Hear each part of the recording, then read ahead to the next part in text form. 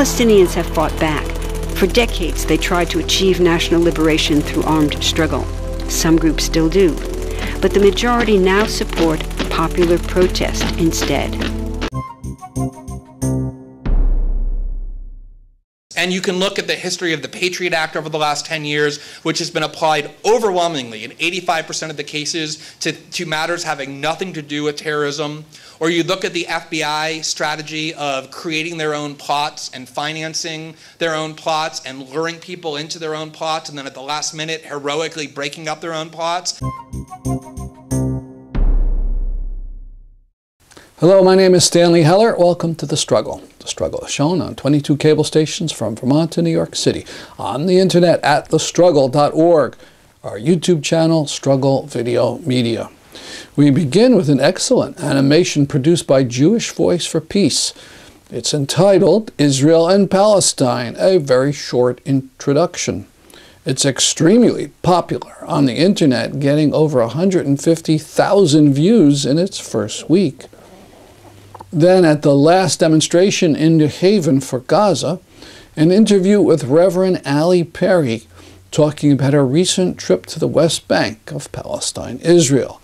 We conclude with part of a dynamite talk by Glenn Greenwald, the famous civil libertarian fighter.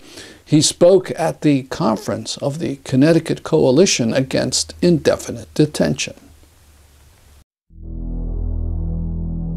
What would happen if you built a refuge for a persecuted people in a place where another people already lived? In the next few minutes, you'll learn why this moral quandary is at the root of the struggle between Israelis and Palestinians, and what you can do to help achieve a just peace for everyone in the region. First, there are a couple of things it's helpful to understand. One, many Jews fled harsh persecution in anti-Semitic Europe, especially the Nazi Holocaust. Zionists encouraged massive immigration to historic Palestine, at that time a British colony, where Jews had an age-old connection and where small Jewish communities had long existed among larger groups of indigenous peoples. But when the UN offered the Jewish immigrants the majority of the land for a new state called Israel, for the indigenous Palestinians who lived there, it was a massive destruction of life. They rejected the UN's partition plan, and several Arab states invaded the new state of Israel. Israeli forces essentially erased over 400 Palestinian villages and towns. By the end of the fighting, Israel controlled 78% of historic Palestine. And when 750,000 Palestinians who fled or were expelled during fighting tried to return to their homes where the new state now stood, they were permanently barred by the Israeli government. While over 100,000 of their relatives and neighbors who hadn't left became second-class citizens of the new state, along with the new Jewish majority. Today, Palestinian refugees and their descendants number in the millions. Most are in the Gaza Strip, the West Bank, and Jordan. Many are spread throughout the world, with millions still living in refugee camps, seeking to return to their homeland. To sum up, one group of refugees found a much-needed home, but in the process, a new group of refugees was created. Here's the second thing to understand. Israel was founded as a Jewish state. But now ask yourself, what exactly does that mean? People had lots of ideas about what a Jewish state should look like. Some called for equality for all citizens. But what was created, in practice, was institutional discrimination against non-Jews. In other words, Israel ended up being built on a blueprint of exclusion. The Israeli government wants maximum land and resources for Jews, but not the Palestinians living there. That's why, inside Israel, Jews get special privileges, including rights to land and housing, that are denied to the Palestinian citizens, who make up 20% of Israel's population. That's also part of why Israel has never defined its borders.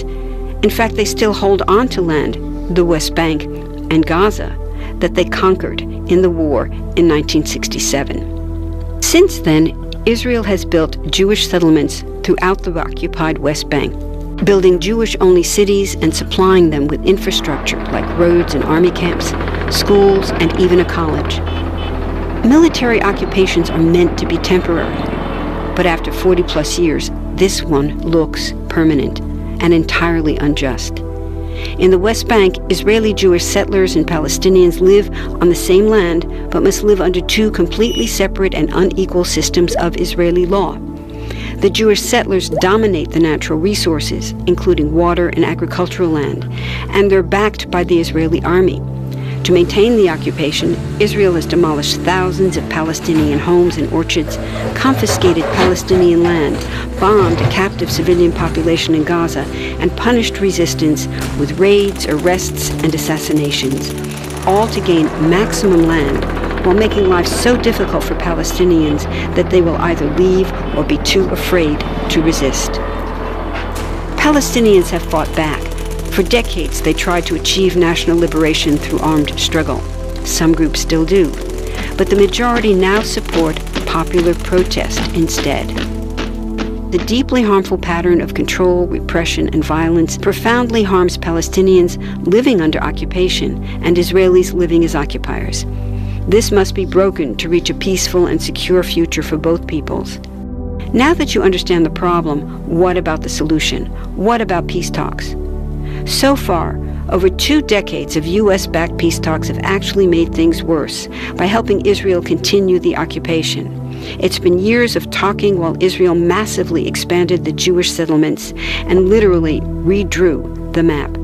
Peace talks are good if they're real, but not when they're theater to cover a land grab. So now what? The current world superpower, the United States, has been a terrible friend, enabling Israel's destructive and self-destructive expansion onto Palestinian land by funding the Israeli military, the biggest recipient of U.S. foreign aid in the world. But there's another superpower that can make the difference: you. There's a movement with hundreds of thousands of people just like you across the world, including Palestinians and Israelis, protesting, educating, divesting, and boycotting, all to bring nonviolent international pressure on Israel to stop violating human rights of Palestinians. Throughout history, where governments have failed to push for justice, people just like you, like us, have taken the lead and won. Now it's the Palestinians' turn for freedom and justice. We can pressure Israel to end the occupation and the discrimination. We want all people, Jews and Palestinians, to have equality, human rights, and democracy. We can change history. Join us.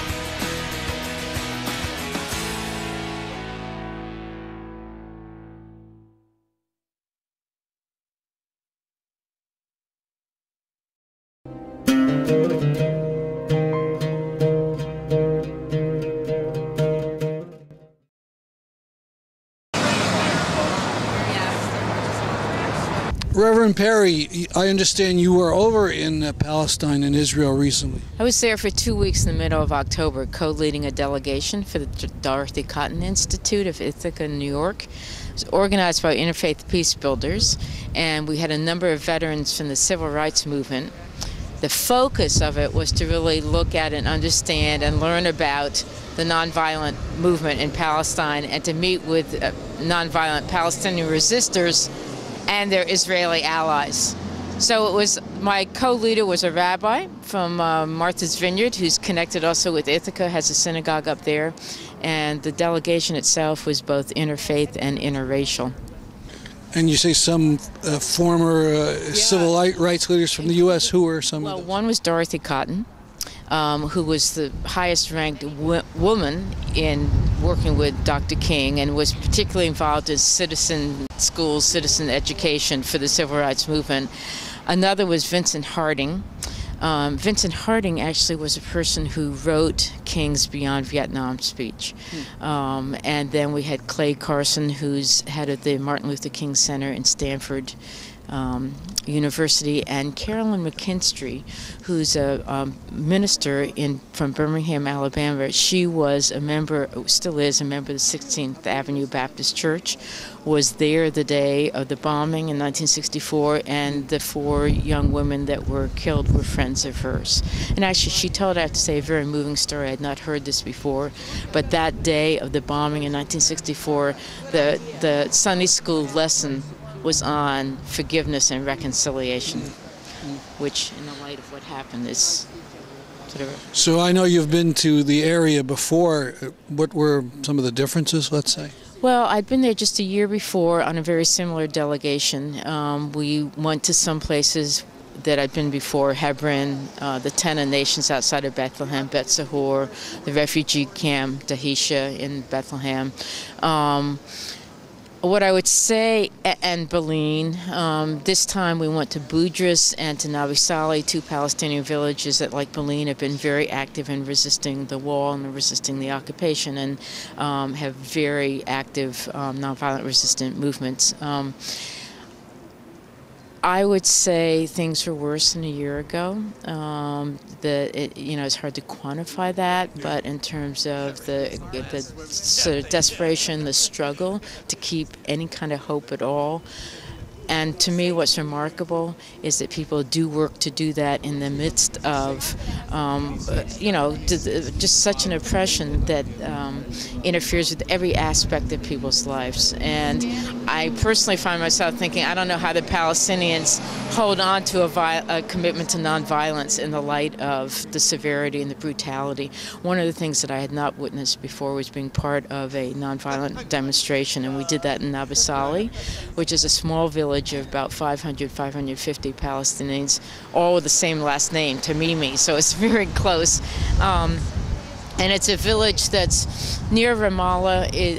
There's a settlement there, Halamesh, that has taken the village's land, some of the village's land, and also has taken their spring. So in terms of water, the Israeli settlement has access to water 24/7, and the village only has access to their own spring 7 to 10 hours a week. So they've, for a number of years now, been doing weekly demonstrations, and we came with intention to be there on the day of one of the demonstrations and witnessed it. I understand one of the people from the town was killed this last week. Yes, that's right. One of the Tamimis, a 31-year-old Rashid, and that was obviously very devastating. He was killed, as I understand it, in a demonstration a week ago. Today, I guess it was, that was a demonstration in Nabi Saleh protesting what was happening in Gaza. And the description I've heard of that was that he was shot first with a rubber bullet in the back and then with live ammunition to his gut. And when the way the story's been told, as I've read it reported, that when the Israeli Defense Force approached him, he was able to say he'd been injured, and that one of them anyway proceeded to use a rifle butt to bash his head, and then prohibited family members from coming to his aid. He was eventually taken to a hospital in Ramallah, where he died 2 days later from the injuries. And he was the brother of one of the Tamimi women that we met with and stayed with. In fact, we stayed in the household of this man's sister and brother-in-law. So what was the reaction of other people in your delegation? Had they been to Palestine before? Some had, and some were very experienced, and we had a couple of people who have written about it. One person, Clay Carson from the Martin Luther King Center at Stanford, who's written a play about Dr. King that he had performed in Palestine with Palestinians, playing all the actors, including playing Martin Luther King. Others had never been there before, and that included Dorothy Cotton and also Vincent Harding. And at one of our meetings, Dorothy Cotton said, "My life will never be the same again." She actually was stunned at what she was learning, and was sort of aghast at how little people in this country know, including herself. She would have put herself in that.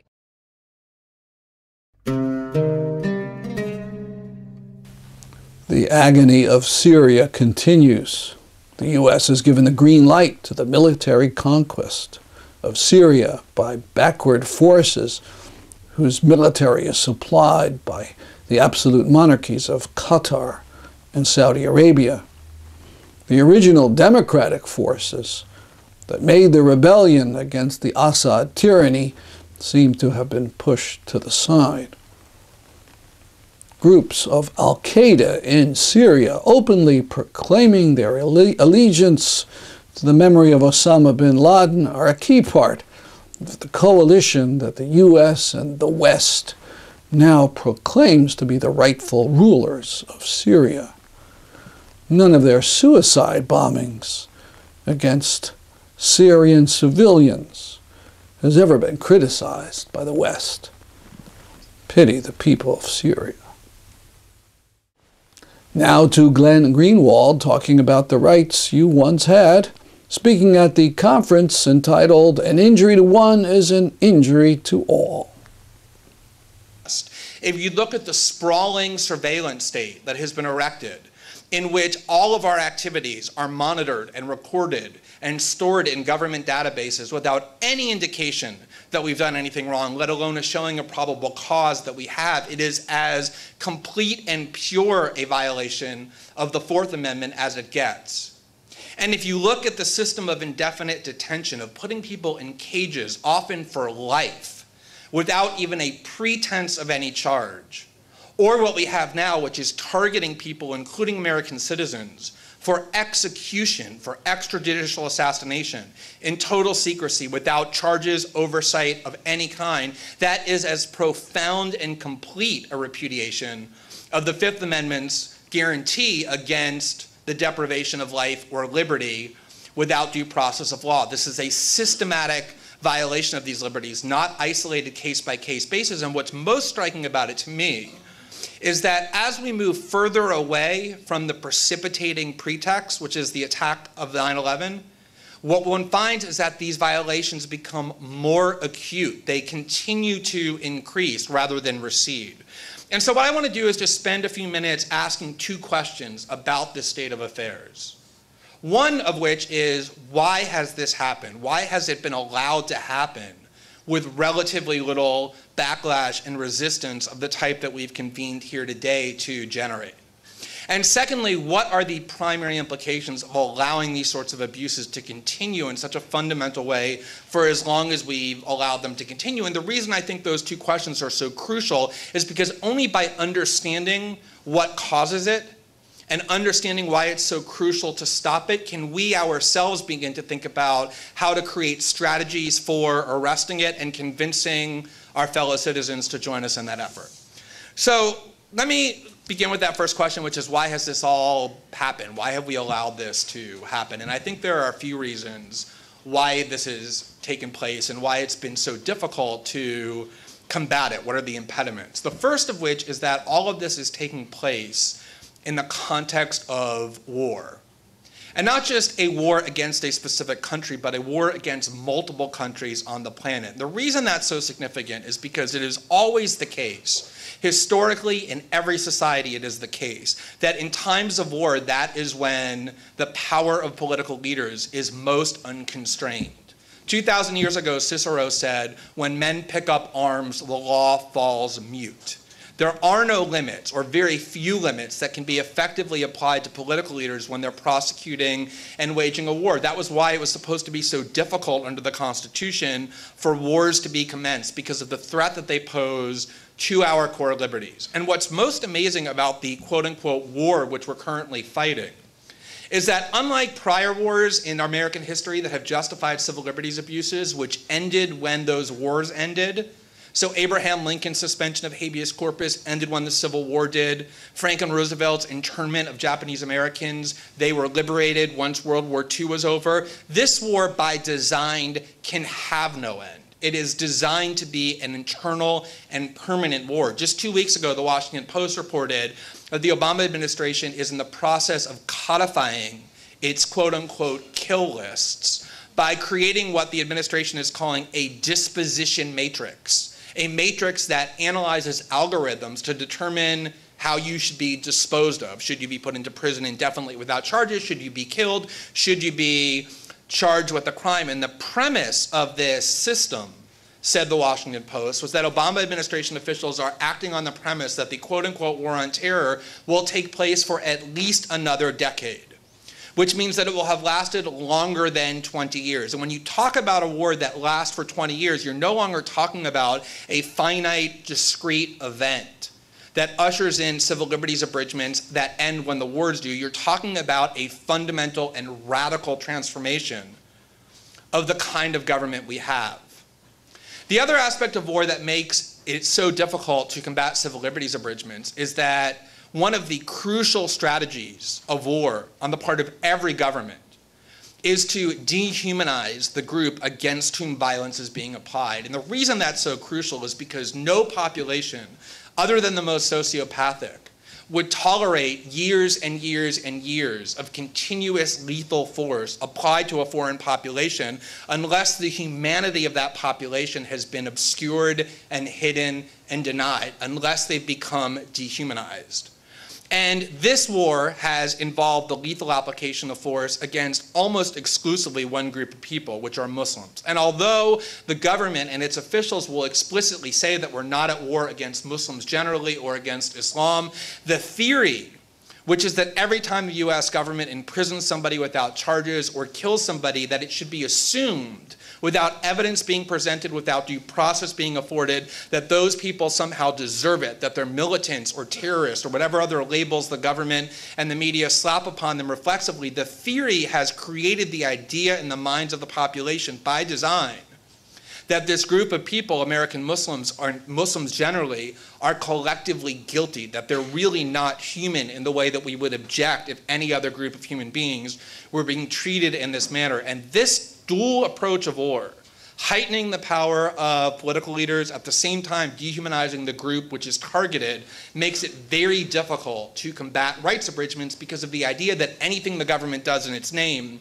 is probably justified. The second reason why this is so difficult to combat and why this has been allowed to happen is related to the first. Professor Aziz talked a lot about this. Other speakers today have as well. So I'm just going to touch upon it. It is the idea that because these abuses are only happening to one small marginalized group of people, that there really is no reason for most other people to be concerned about it, that you can be indifferent to it or even supportive of it. And I think, it's easy to mock that idea. It's easy to condemn other people for thinking that because these rights abuses aren't affecting them, that they can somehow forget about it or be even supportive of it. But I think it's important to recognize just how potent of a strategy that is, how it can affect all of us, including people who are otherwise sympathetic to these issues. So I know lots of people who will read the things I write, who read about these injustices, who will say, look, I agree with you, these things are horrible, but deep in their minds, they know that when they wake up tomorrow morning, because they're not Muslim, because they're white, that it is extremely unlikely that they're going to be abducted and taken to Guantanamo or put in a cage without charges. They know it's extremely unlikely that a drone will be sent over their house with a cruise missile launch that blows up their house and their children. So it's very easy to deprioritize these issues, even if we think they're injustices, and to believe that they don't really require as much urgency as others that might affect us more directly. And aside from the obvious moral reason that I think nobody in this room needs to know, the motto of the conference is, an injury to one is an injury to all. Aside from that moral precept, which is incredibly compelling, it is the case that it is just incredibly misguided to think in that way from a practical or pragmatic standpoint, because it is always the case, not sometimes, not usually, but always the case, that civil liberties abridgments, abuses of core rights, extend beyond their original application to all sorts of unanticipated groups. And you can look at the history of the Patriot Act over the last 10 years, which has been applied overwhelmingly in 85% of the cases to matters having nothing to do with terrorism.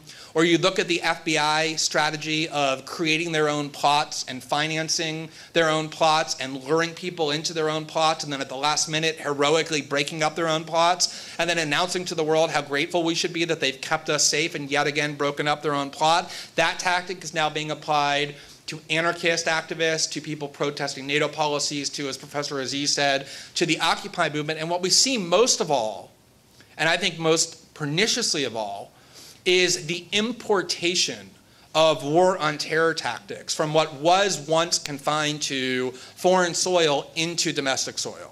So if you listen to US national security officials who 10 years ago and 8 years ago and even 5 years ago were saying that the greatest threat to American national security was Al-Qaeda, what they now say is that the greatest threat to national security are what they call, quote, homegrown terrorists. And so you see the civil liberties abuses of the last several years being directed not outward to foreign nationals, but inward domestically to American citizens. That's what the dilution of Miranda rights are about for people taken in on and arrested on US soil. It's what the NDAA is designed to do, which is to codify the power of indefinite detention on US soil. It's what the paramilitarization of our local and state police forces based on tactics perfected in Baghdad is designed to do. It's what the increasingly rapid importation of drones is all about. Drones are coming to the United States. They are already in use for surveillance capabilities in numerous American cities by numerous local police departments. It is inevitable that they will spread not just for surveillance, but also for weaponized purposes. You see this importation of what was once something we could convince ourselves was confined to foreign soil increasingly into domestic soil, and finding ways to convince our fellow citizens that we all have an equal stake in combating these abridgments is, in my view, of the highest priority in terms of combating them.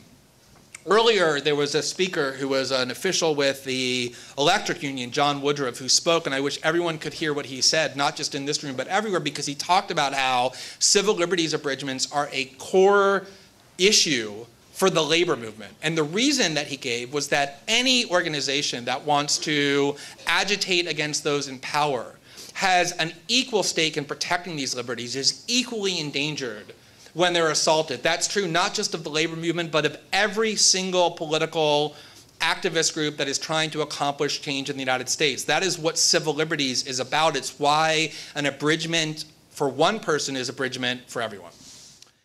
That's our program for today. See you next week at this time. I'm Stanley Heller, and this is The Struggle.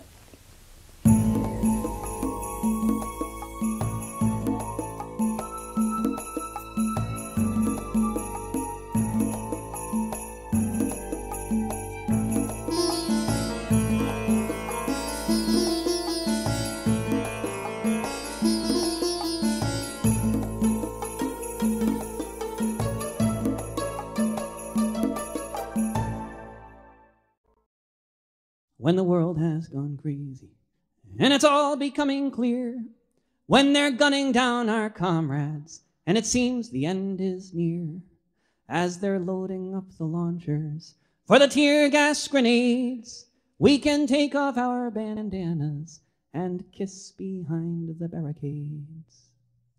When it's madness all around and you can see this at a glance, we will sing and we will